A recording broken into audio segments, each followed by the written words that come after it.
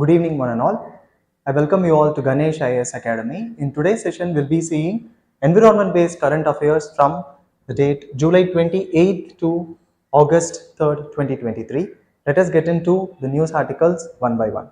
The first news for the day is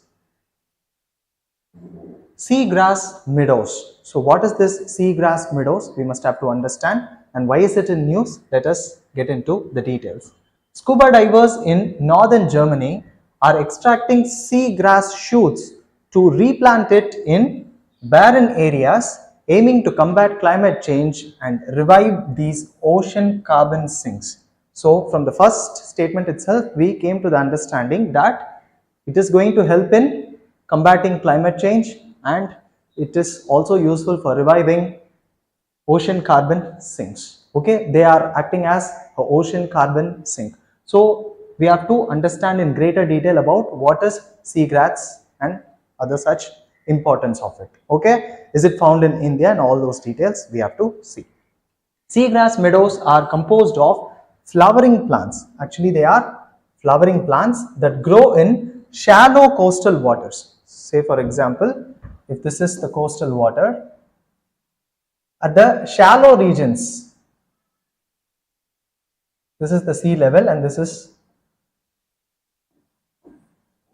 the floor. Okay, so these are the the shallow regions. Okay, at the shallow regions you can find such seagrass meadows, and they form dense underwater carpets. So they are completely underwater. Say this is the water level, they are found underwater.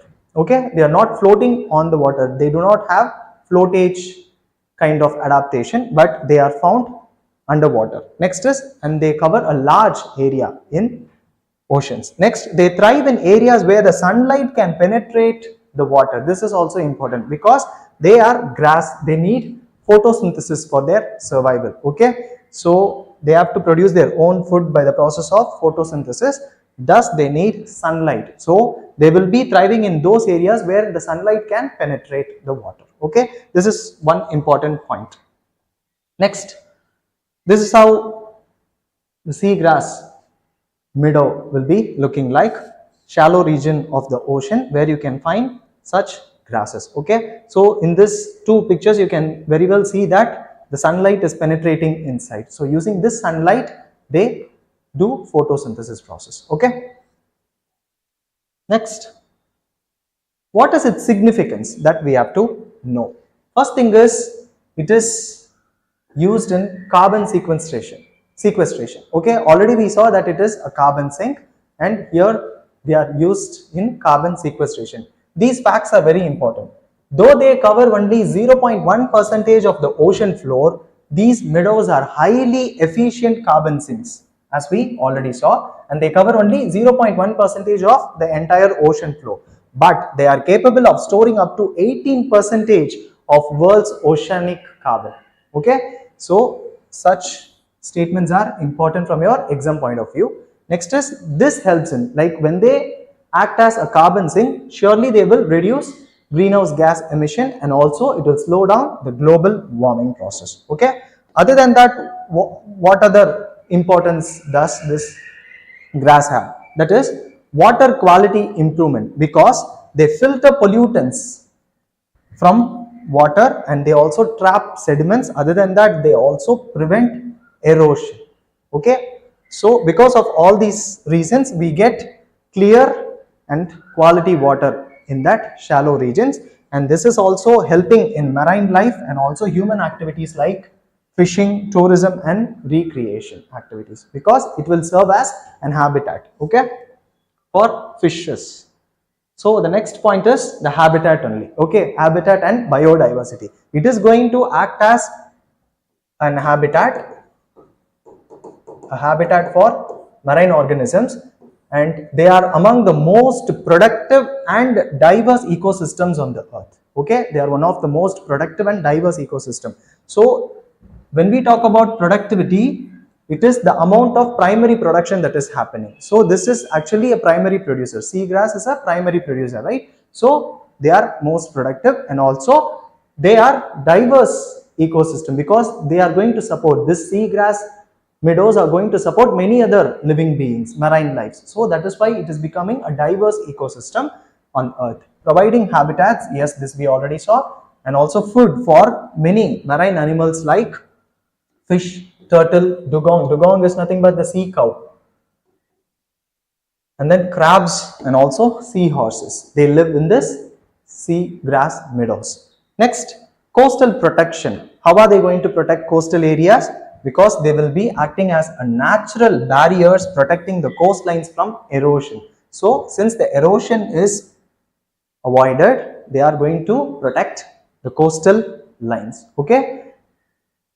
The coastal lines tend to get eroded because of the waves and the tides. Okay. Because of the movement of the moon and the sun, tides, high tide and low tide occurs. So because of that, there will be erosion of the coastline and the shoreline.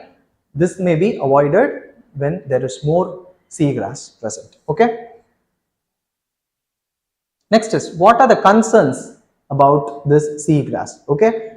There was a report titled, "Out of the Blue, the Value of Seagrasses to Environment and to People." Okay. So this is the title of the report, which has been released by United Nations Environment Program, and in this report they are estimating about 7% of seagrass habitat is being lost worldwide each year. So this is something very alarming. Okay, so we must have to go for its conservation. Other than that, since the late 19th century, almost 30% of seagrass area across the globe has been lost. Okay, so because of these two concerns, we are going for seagrass conservation. Okay. Next is, what are the main causes of seagrass loss?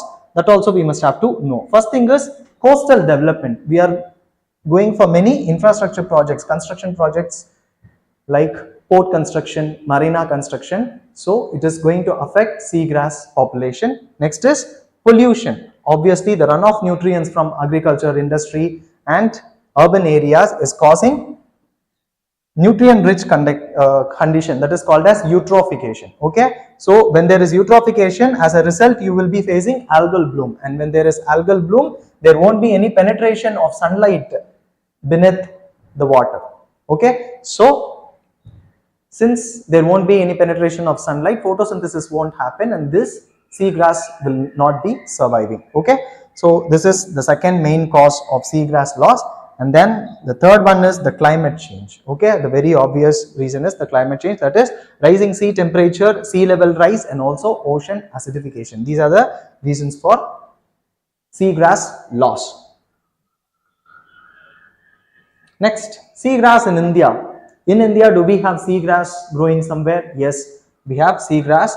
The major seagrass areas in India are the coastline of Gulf of Mannar and Park Bay region. So this is Gulf of Mannar and this is Park Bay, okay, which is near Tamil Nadu. Next is Gulf of Kutch region on the west coast. So this is actually on the east coast, right? On the west coast, you have Gulf of Kutch, which is near Gujarat, okay, and then the lagoons of islands in Lakshadweep. Here you find seagrass. Other than that, also Andaman and Nicobar Islands in the Bay of Bengal here, okay. And we also have Chilka Lake location, which is near Odisha, near the state of Odisha. So these are the places where you can find seagrass ecosystem in India. Okay, so you must have to keep this map in mind. Next, the next topic for the day is International Day for the Conservation of Mangrove Ecosystem. Okay, on this particular day, when is it celebrated? It is celebrated on 26th July. We'll come in, we'll get into the details of the day celebration later. First, let us understand why is it in the news. On the International Day for Conservation of Mangrove Ecosystem, West Bengal, the state of India, which is the home to approximately 40% of India's mangrove forest. This data is very important, okay. So West Bengal is home to approximately 40% of India's mangrove forest, and they have unveiled a plan to establish a dedicated mangrove cell to streamline mangrove management in the state, okay. So they are dedicated a mangrove cell for conservation of mangrove, okay. Now let us continue. Let us understand the details of International Day for Conservation of Mangrove. Okay, so this day is celebrated on 26th July because this mangrove ecosystem is a very unique, special and vulnerable ecosystem, and this day is being celebrated from the year 2015. And who has adopted this date for mangrove ecosystem and for mangrove conservation? General Conference of the UNESCO, that is UN Educational, Scientific and Cultural Organization. They have adopted this particular date, that is 26th July from the year 2015. It has been celebrated. Okay, it is being celebrated every year. Okay, next, what are mangroves? We must have to understand mangroves in greater detail. Okay, in this session we will be seeing about what is mangroves, what are its characteristics, and what is its spread in India, where and all we can find mangroves, and all those details we'll understand. Okay, so mangroves are a unique type of coastal ecosystem. Every word in this statement is important. It is a coastal ecosystem which is found in tropical and subtropical regions. This is also important. They are found only in tropical and subtropical regions because for their growth they need sufficient sunlight and temperatures. Okay, next, they are dense forest of salt tolerant trees and shrubs. Okay, they are salt tolerant because they are going to live in shallow waters. Okay, they are going to be in the littoral regions. Okay, these intertidal zones are called as littoral regions. Littoral is the technical term for this, where the land meets the sea. That region is called as the littoral region, and you can find mangrove forest in intertidal zones. Next, these ecosystems are characterized by their ability to withstand the conditions like saline water, tidal fluctuations, and muddy and oxygen poor soils. Okay, so saline water, yes, obviously ocean water, saline water. Next, there will be tidal fluctuation, the same case as we saw in the seagrass cultivation. Okay, so there will be tidal fluctuations. Okay, high tide and low tide. Next is there will be muddy regions. Other than that, oxygen poor soil is also there. In such harsh conditions they are going to live. The mangroves are going to live. Next, what are its characteristics, important features of mangrove? That is, it exhibits a property called viviparity. So what is viviparity? Mode of reproduction where the seed germinates within the fruit of the tree before falling to the ground. Okay, generally the seed germinate when it falls on the ground. Okay, after it gets into the soil it will germinate. Okay, but then here the seed is going to germinate within the fruit of the tree before falling to the ground. This is a unique characteristic which is exhibited by mangrove trees, and this adaptive mechanism is to overcome the challenge of germination in saline water. Okay, generally saline water will not support germination of seed. So to overcome this particular challenge, this type of adaptation is being made in mangrove trees. Okay, next, some mangrove species secrete excess salt through their leaves. Okay, I'll show you the pictures of all these things in the upcoming slides. Okay, they will secrete excess salt in their leaves, and they also block absorption of salt at their roots. Okay, they'll be having roots and there should not be absorption of salt from the roots. If there is absorption of salt from the roots, then they will be secreted out in the leaves. Okay, next, they also have a special root called prop roots. Okay, also called as pneumatophores. This word is important. Pneumatophores. So what are pneumatophores? They are special kind of roots. They are aerial roots specialized for gaseous exchange. Okay, there won't be sufficient oxygen in that soil, so these roots will prop out. Okay, so such roots are called as aerial roots or pneumatophores. So let us see the pictures of it. Sorry, just a minute. Yeah.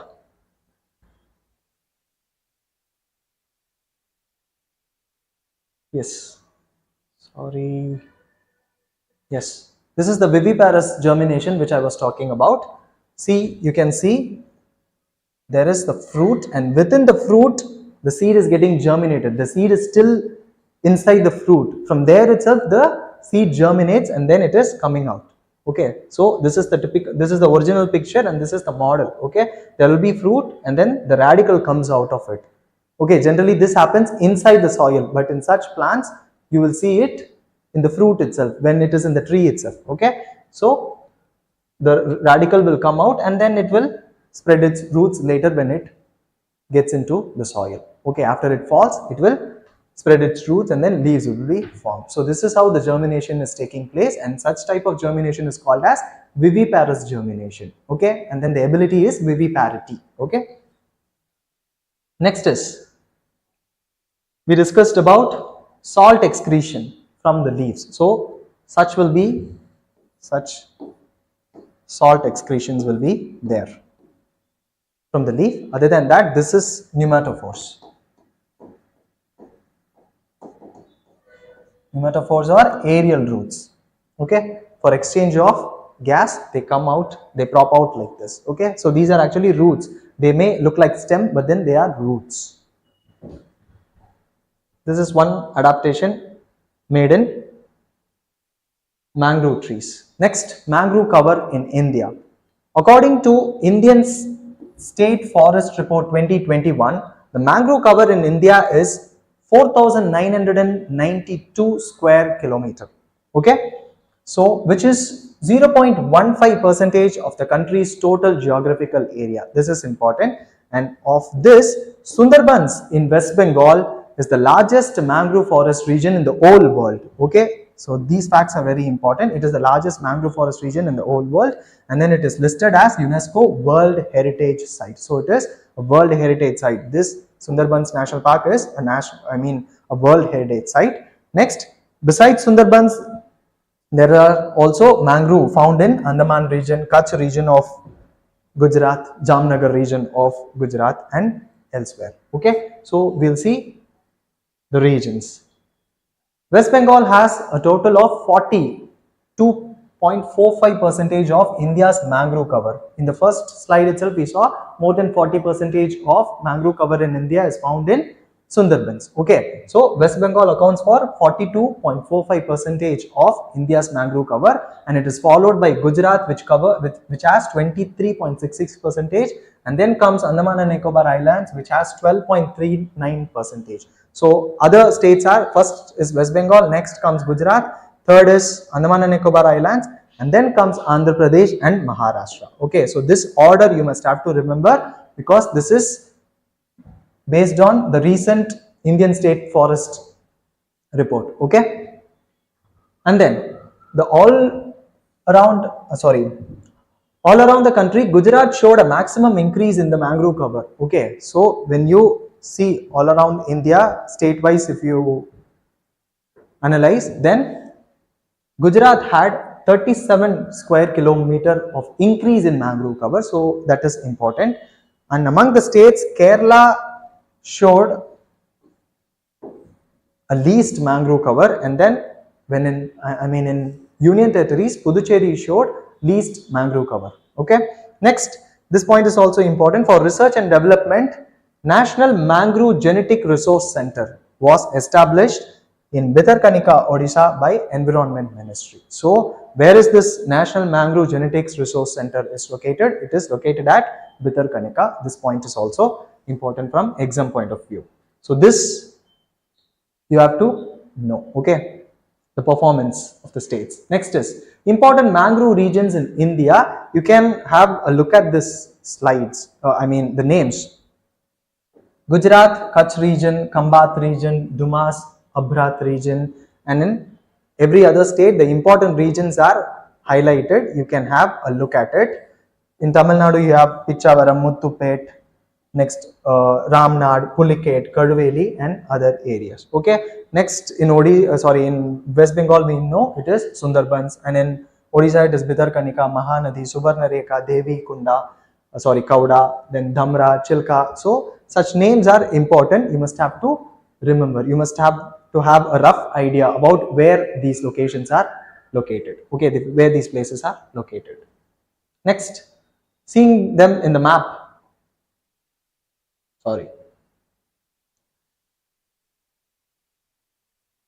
Yes, mangrove cover in India. obviously Sundarbans. Next is Bhitarkanika. Next Koringa mangroves in Andhra Pradesh, and then comes Krishna mangroves again in Andhra Pradesh, and then Pichavaram Muthupet mangroves in Tamil Nadu, then Kerala mangroves, Goa mangroves, Maharashtra mangroves, and then Gujarat mangroves. Okay, and then Andaman and Nicobar also has a huge share of mangrove. Okay, when it comes to the area covered, then it ranks in the third. Okay, it comes in the third place. Okay, first is West Bengal, next Gujarat, and then comes Andaman and Nicobar. Next, what are the endemic mangrove species found in India? Okay, this is also important. Rhizophora annamalaya. It is an endemic mangrove species which is found in Pichavaram region of Tamil Nadu, and then Heritera canicensis. Here this canicensis is named after this Bhitarkanika, which is located in Odisha. Other than that, there is also other mangrove diversity. That is, there are different species of mangroves found, and this point is important. Sundari tree. Based on this name only, Sundarbans is named. Okay, Sundarbans is named after this Sundari tree. Okay, its scientific name is Heritera littoralis. Okay, we already saw littoral means the intertidal zone. Okay, so Heritera littoralis. Next, what is its significance? What is the significance of mangroves? First thing is biodiversity conservation, because they are going to be a breeding site, they are going to be a nursery, and also a feeding ground for numerous other animals like Royal Bengal tiger, Eravadi dolphin, rhesus macaque, leopard cats, small Indian civet. Okay, so to all these, mangroves will be serving as a breeding ground, feeding ground, and also nursery. Other than that, it is also useful for coastal protection. This role of mangrove is very important because they serve as a natural buffer against coastal erosion, storm surges, and also tsunamis. Okay, tsunami did not hit much in the West Bengal region. That is this is one of the major reasons for that. Okay, next, the dense root system and tangled network of prop roots, which we saw, the aerial roots, stabilizes the shoreline and reduces the impact of waves and currents. And then during hurricanes and cyclones, mangrove can absorb and dissipate the significant amount of energy. So they are going to help coastal protection. Next, what other significance do they have? Carbon sequestration, because they are highly efficient carbon sinks and it can store it in their biomass and sediments. Other than that, they also support fisheries and livelihoods. Okay, they provide nursery areas for fishes and shellfishes, and they also contribute to the livelihood of the local people who are found there. Okay, so for local food security, they help. Next, tourism and recreation, obviously bird watching, tourism, kayaking, and then nature-based activities can be done in those areas, in mangrove areas. Okay, in Tamil Nadu we have Pichavaram area, which is a very big tourist spot. Next, water quality improvement, like we saw for seagrass cultivation, even here water quality improvement is done. That is because they act as natural filters, and then they also trap and remove pollutants and excess nutrients. Other than that, they also play the role of purifying water, and it contributes to the health of the marine ecosystem. When the water is pure, the health of the ecosystem will be very good. Next is, there are two government initiatives for mangrove conservation. First is MISHTI, that is Mangrove Initiative for Shoreline Habitats and Tangible Incomes. This is MISHTI. Next is, we have SIAMI, that is Sustainable Aquaculture in Mangrove Ecosystem, that is SIAMI initiative. These two initiatives are for mangrove conservation in India. Okay, you must have to remember the names. When you are going to write answers, then you must have to include such names. Next, what are the challenges involved in mangrove conservation or mangrove habitat? What are the threats? First is habitat destruction and fragmentation. What is causing habitat destruction? First thing is, mangroves are often cleared in various parts for various purposes like agriculture, urbanization, aquaculture and infrastructure development. Okay, and they are also converted, this point is important, they are also converted into shrimp farms. Mangroves are converted into shrimp farms. So such conversions are not good because they as an ecosystem serve many other purposes. When we are going to convert that particular ecosystem into some other farming activities, then the ecosystem will be badly affected. Next is climate change and sea level rise. Yes, an obvious reason. Next is pollution and contamination. This causes a major threat to mangrove forest. And then there is lack of integral management. This is also important because there are other adjacent ecosystems like coral reef ecosystem and seagrass beds. Okay, so in an integrated approach, we must have to take conservation measures. Okay, so as of now, mangroves are managed in isolation. This should be avoided. So they must have to be managed. I mean, the conservation has to have an integrated approach for better conservation. Next, let us encounter a question. Which of the following regions in India has a combination of mangrove forest, evergreen forest and deciduous forest? This was a previous year question which was asked in the year 2015. The answer to this is Andaman and Nicobar Islands. Okay, so such questions are also asked. So you must have to have sufficient knowledge about mangrove forest to answer this question. Okay, you cannot keep guessing such questions. Okay, so you must have to have a solid understanding of what type of forest and trees are found in which region of India. Okay, in such case you can answer such questions very easily. Let us see the next topic for the day, that is International Tiger Day. When is it celebrated? We'll see. International Tiger Day 2023. On this particular day, two significant reports have been brought attention to: the state of tiger conservation in India and the challenges it faces. What is the state of tiger conservation in India? Are we performing good or not? That we have to know. Other than that, there has been two significant reports that has been released. What are these reports saying? That also we must have to understand. First thing is, the first report is Management Effectiveness Evaluation of Tiger Reserves in India 2022, the fifth cycle report for Indian tiger reserves. And this report has been prepared by Wildlife Institute of India, okay, WII, and National Tiger Conservation Authority. Okay, so these two bodies, NTCA and then WII, Wildlife Institute of India, National Tiger Conservation Authority, have released this particular report. So what are the details given in this report that we must have to know? And then here it is said two significant reports, right? This is one report. So what is the other report? That is the report which has been released by Panthera. The other report is a study by Panthera. What is Panthera? It is a global wildcat conservation organization, and they, along with Chinese Academy of Sciences, have highlighted an alarming situation of tiger poaching and trafficking in Bangladesh, okay, which is our neighboring country. So we must also be concerned about it. Next, this concern is important. The concerns are emerging in India.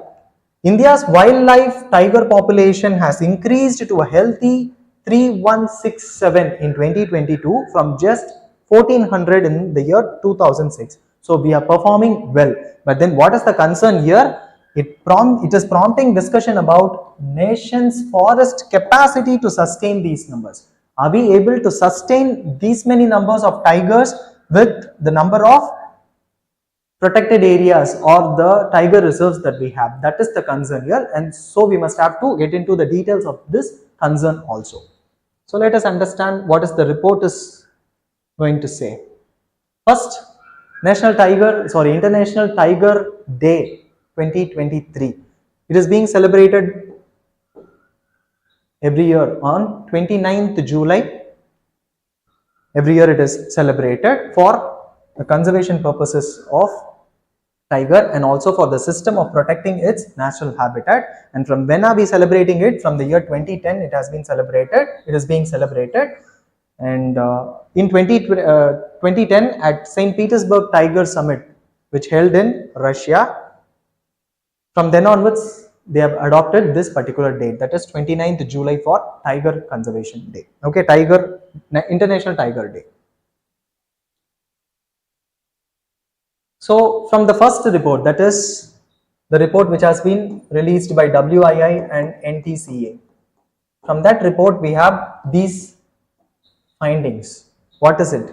The top performing and poorly performing players, the reserves that they have given. The topmost performing is Periyar Tiger Reserve in Kerala. Okay, it stands out as the best performer with the MEE score of around 94%. So 94% it has scored, and it is followed by Satpura in Madhya Pradesh and then Bandipur in Karnataka. So Satpura Tiger Reserve in Madhya Pradesh and Bandipur Tiger Reserve in Karnataka holds the second and the third place. Okay, and then comes Sundarbans. We already saw Sundarbans in mangrove topic. Again, we are seeing it here. That is because Sundarbans is very unique for this reason. That is, it is the only tiger forest in the world in mangroves. So such points are important. So Sundarbans in West Bengal is the only tiger reserve or tiger forest in the world in mangroves, and this continued to be in a very good category. Okay, so it is continuing in very good category.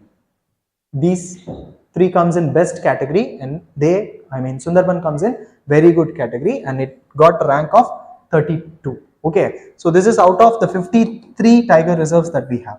Out of 53, it ranked 32, and Periyar Reserve ranked 1, the best performer. Next is Damphah in Mizoram is identified as the poorest performing tiger reserve with only 50% score, and it is followed by Intravati Tiger Reserve in Chhattisgarh and Nameri Tiger Reserve in Assam. So these are the poor performers, and these are the top 3 performers, and these are the the bottom 3 or the poorest 3. Next is overall taking, among the 53, 29 tiger reserves have improved their status compared to the previous assessment, while only 2 reserves deteriorated in their performance. Okay, so such information is important from your prelims point of view. Next, what are the highlights of the Panthera report, which has been released by Panthera and the Chinese Institute, the Agency for Sciences? They have raised concerns about illegal poaching and trafficking in Bangladesh, right? So what are they saying? They have highlighted Bangladesh as the major hub for illicit poaching and trafficking of endangered tigers, and they are also saying there is a growing class of Bangladeshi elites who are the driving demand.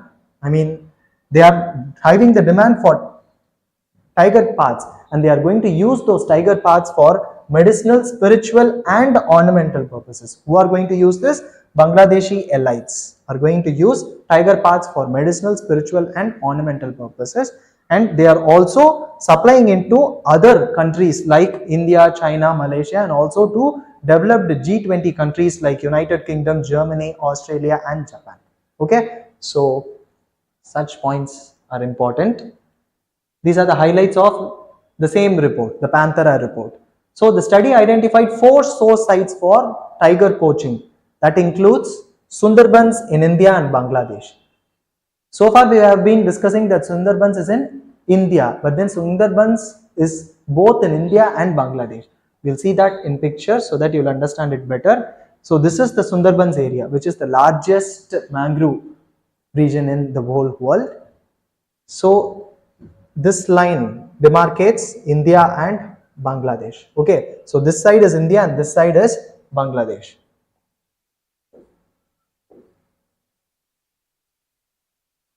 So till here it is Indian side, and from here it is Bangladesh side. Both are Sundarbans only. Here it is called Sundarbans National Park, and here it is called Sundarbans Protected Area or Forested Area. Okay, so Sundarbans is there in both India and Bangladesh. Sundarbans in India and Bangladesh, and then Kaziranga and Garampani parks in India. Kaziranga is a national park and Garampani is a wildlife sanctuary. And then Myanmar's Northern Forest Complex, and then Namdapha and Royal Manas parks in India. Both Namdapha and Manas are national parks which are located in Assam. Okay. Next, these traders are involved in tiger trafficking, and they are also owning logistics companies and holding licenses for legal wildlife trade. Okay, so they are holding licenses for wildlife trade, and then they are also owning logistic companies so that they could transport these illegally trafficked um, tiger parts to various other countries. Okay, so this is how easily they are making it. Next is Sundarbans, we already saw. Next, what are the concerns about India's forest capacity reaching its limit to support tigers? We already saw, right? We are doing well in tiger population increase. There are more than 3,300 tigers present in India. But then what is the problem that has been raised here? That we have reached the capacity. Are we able to include more tigers, support tigers? Is what we have to see. So what are the three concerns that we have? The first thing is roaming outside protected areas. This fact is important. 30% of tiger population roams outside the protected areas and regularly enters human habitation.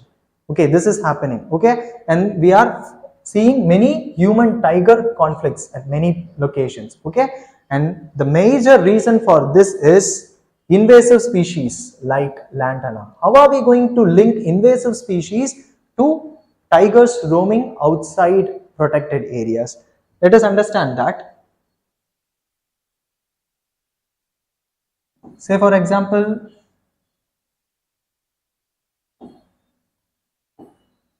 this is the protected area that we have.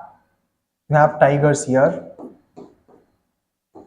and then you have native species of plants here, and there are also herbivores.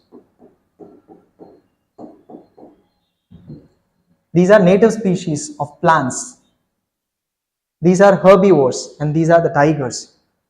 Herbivores depend on these native species of plants, and then these tigers, the predators, are dependent on the herbivores. Okay, so this is how the chain is linked, the food chain is linked. The herbivores depend on the native species of plants, and then the tiger is depending on the herbivores for their food. They act as the prey for the predators. But what is happening is there comes a role of invasive species. Invasive species are going to be a big threat to the native species of plants. Okay, so these rounded things are plants. Okay, so invasive species of plants are going to be a threat to native species. So when it becomes a threat to native species, the native species die in this location, and these herbivores go in search of native species outside the protected area. So this big circle is the protected area. These herbivores are going in search of the native species outside the protected areas. Thus, the predator also follows the herbivores which are outside the protected area. So this is how the tigers are going out of the protected area. So nearly 30% of the tiger population roams outside the protected area. The main reason is the invasive species. Okay, next is shrinking tiger corridors. There is construction of linear infrastructures like railway lines, highways, canals, and other things, other infrastructure projects, which has resulted in shrinkage of tiger corridors. So this is again a problem. Other than that, this is also very important, inequitable population distribution. That is because at present we have 53 tiger reserves spread over 75,000 square kilometer area, but then of this 20 reserves, just 20 reserves cover 1/3 of the area of the tiger conservation. Okay, so of this 75,000 square kilometer, 1/3, that is 25,000 square kilometer, is covered by this 20 tiger reserves, and the rest is covered by the rest of the 33 tiger reserves. So there is inequitable distribution of tigers. So this point is also very important. Yes. The last topic for the day is silvopasture. Simple topic, just one slide. That is, what is silvopasture? You might have heard the term silviculture. What is silviculture? Silviculture is cultivation of trees. Growth and cultivation of trees is known as silviculture. So what is silvopasture? What are pasture? Pastures are grazing areas for livestock. So what is silvopasture? When there is harmonious integration of trees, forage and livestock in the same land, that is called as silvopasture. So there will be livestock like cow, goat and other things, and then there will also be forage, that is grass and other things, and then you also have trees in that area. All these are in the same land. Such areas are called as silvopasture. This is actually an ancient and proven practice. Okay. What are its benefits? First thing is they act as a potent natural carbon sink. Yes, because trees are a carbon sink, and then even the grass act as a carbon sink. Other than that, they regulate local climatic condition so that it will support a favorable living environment for the livestock. Okay, there won't be extremes in temperature and extreme in wind because of the presence of trees in these silvopastures. And then the trees in silvopasture aid nutrient cycle. They also help in nutrient cycle, and it also enhances soil stability and quality, and it also combats soil erosion. That is one important point. Other than that, silvopasture is a sustainable land use practice that can improve the health and productivity of the land over the long term. Okay, so we are going to improve the productivity of the land. Okay, rather than it being a pastoral land, it can also be a land which is supporting trees. Okay, thus it will also contribute to timber production in future. So it will improve the health and the productivity of that particular ecosystem. So this is the importance of silvopasture. Okay, I hope you found the session to be very useful. We have come to end of this session. Let us see in the next session. Thank you.